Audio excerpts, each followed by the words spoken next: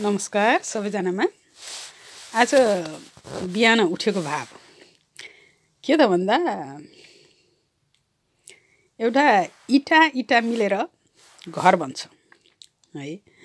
अनि म त एउटा इटा सरी हुँ, किनभने घर भनेको त यो पृथ्वी ब्रह्माण्ड नै हो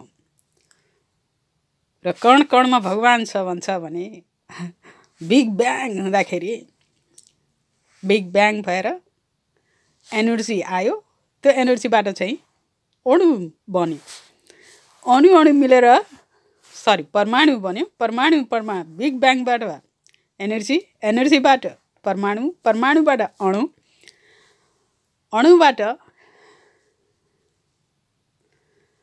अनि अणुबाट डिएनए, विभिन्न किसिमका जीवहरू अथवा विभिन्न किसिमका चाहिने जड पदार्थहरू, प्रकृति ब्रह्माण्डमा जति पनि तारागणहरू छन् सबै चाहिने परमाणु र अणुबाटै भएको हो। हाइड्रोजनको चाहिने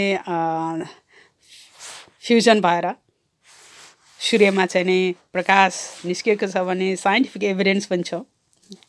अणु मिलेर परमाणु मिलेर अणु बन्यो, अणु मिलेर जीवाणु बन्यो।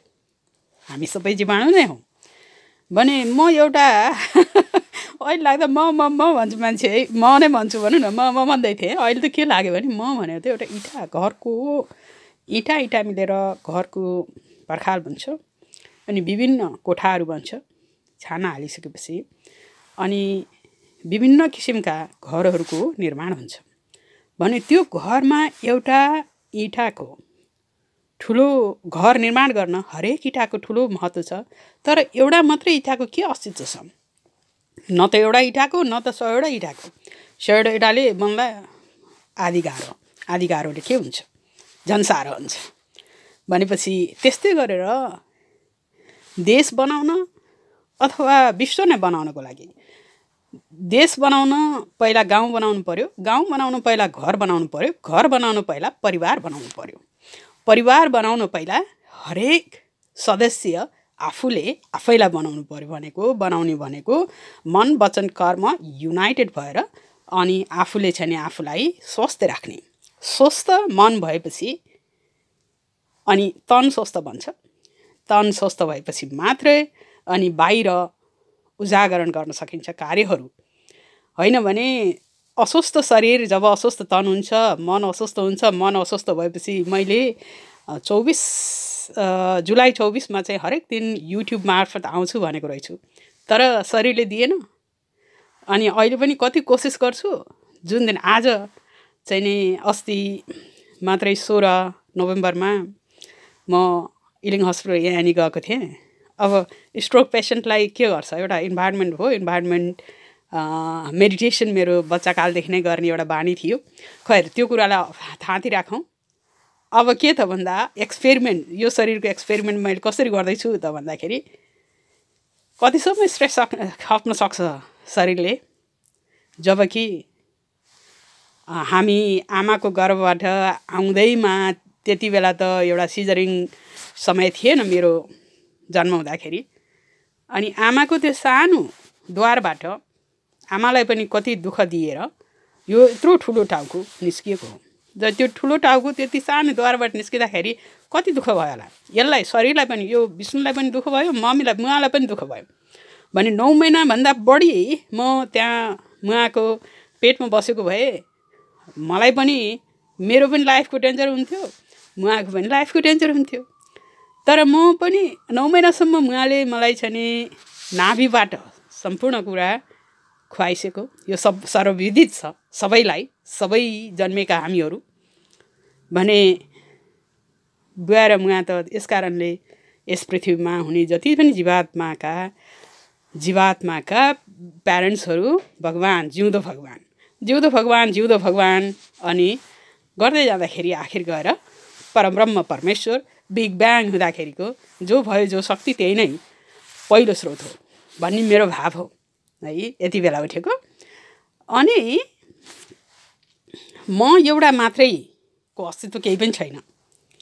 तर हामी भनेर भन्यो भने अनि त्यहाँ पूर्ण घर मिलेर गाउँ मिलेर टोल मिलेर अब के हो यो होइन, अनि देश मिलेर विश्व बनाउनको लागि पहिला हरेक व्यक्तिले अहिले जति 9 बिलियन कति 7.5 बिलियन कति भयो भन्छ होइन, त्यो मलाई फिगर याद भएन भने ती हरेक व्यक्तिले आफूमा अन्तर्निहित गरेर आफूले गर्न सक्ने पहिलो स्वास्थ्य बनाउने र अनि स्वास्थ्य मन स्वस्थ बनाएर तन स्वस्थ भइसकेपछि त्यो स्वस्थ तनले के गर्न सक्छ, आफूले गर्न सक्ने काम गर्ने सबैले।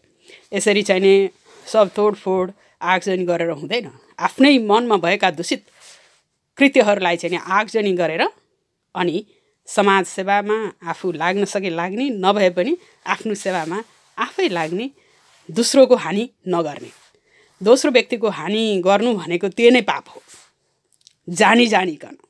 नजानेर गल्ती जोसँग पनि हुन्छ, किनभने मान्छे भनेकै गल्ती गर्नको लागि गल्ती गरेरै अनि मान्छेले चाहिने अनि सुध्रिन सक्छ।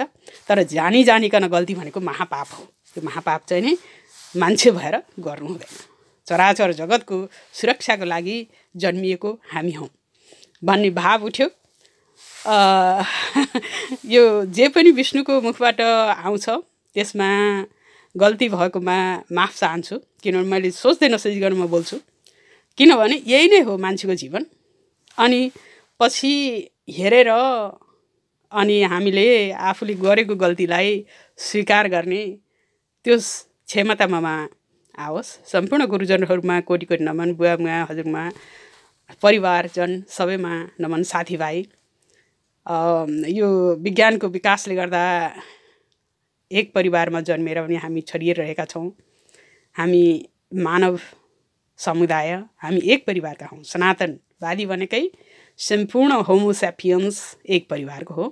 र विज्ञानको विकासले गर्दाखेरि अहिले सम्पूर्ण परिवार एक हुने एउटा मौका पनि विज्ञानले दिएको छ।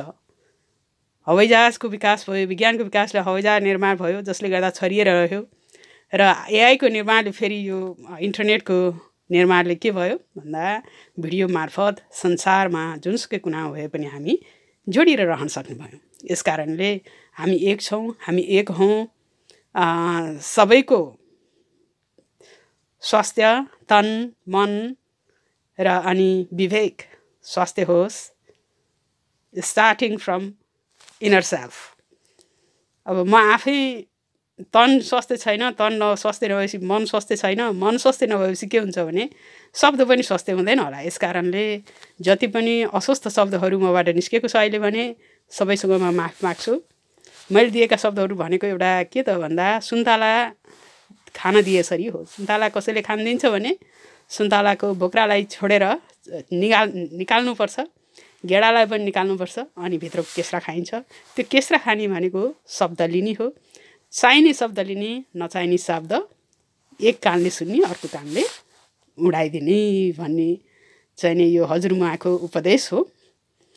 अब यही उपदेशलाई सम्झना गर्दै हजुरहरूलाई पनि यही विनम्र अनुरोध गर्दै चाहिने कुरा मात्र लिनु, नचाहिने कुरालाई छोड्नु।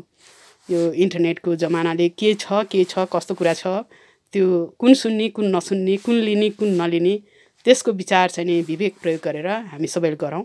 नमस्कार सबैजनामा, शुभ दिन, शुभकामना।